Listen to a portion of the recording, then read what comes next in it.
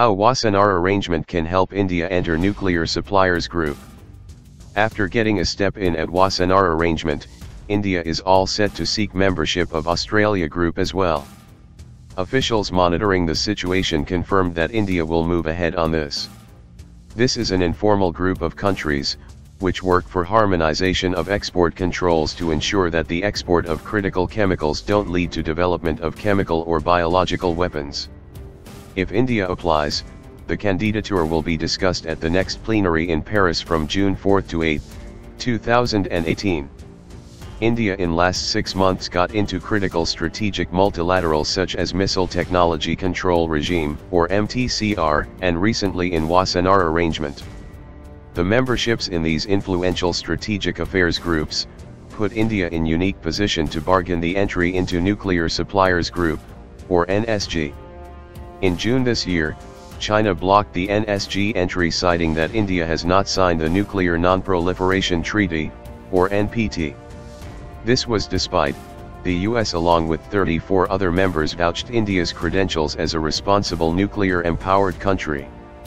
China is pushing that if non-NPT signatory country, like India's petition is to be considered, so should be of Pakistan.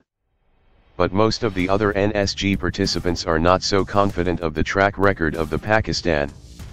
The Western countries, especially the US, accused Pakistan of supplying crucial technologies to North Korea and Iran. India got membership of both MTCR and Wassenaar Arrangement, without signing the NPT. Along with this, in July 2017, India signed bilateral with Japan on nuclear civil cooperation. These enhance India's non-proliferation credentials, along with giving access to acquire some critical technologies. Along with this, Wassenaar Arrangement would also give India an opportunity to take leadership role in preventing these technologies going in hands of terrorists. These developments make India's case much stronger in the next plenary session of NSG in June 2018. China may continue to block this, but now India has a lever to use these memberships as a bargaining chip. Although, India's External Affairs Minister Sushma Swaraj made it clear that India will not do it, but those involved in Tier 2 or Tier 1.5 level deliberations say, China is very keen to be part of these exporters group. If nuclear energy is critical for restricting India's energy basket, and fulfilling the ambitious intending national determined contributions committed at UN Framework Convention on Climate Change, or UNFUC, Conference of the Parties, or 21 Colombian pesos in Paris to cut carbon emissions, then missile technologies are critical for Chinese exports and defense programs. Chinese petition for MTCR entry is pending since 2004.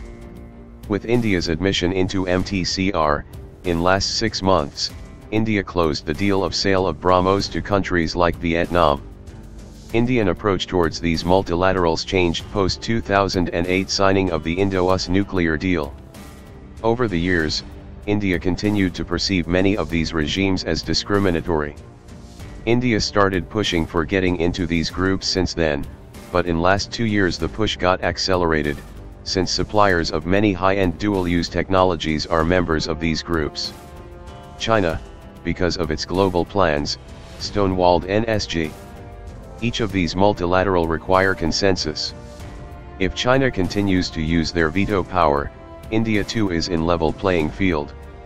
Since beginning of MTCR or Wassenaar Arrangement or evolution of Australia Group, the Western world, which controls 3 multilaterals except NSG, remains suspicious of the Communist bloc, especially, erstwhile, Soviet Union and China. Post-collapse of Soviet Union, Russia joined these multilaterals, but suspicion on China continued. These Western countries see China as a threat and as one of the target countries with which the MTCR members should strictly control their missile exports. India can help China in bridging this trust deficit, which will be a bargaining chip.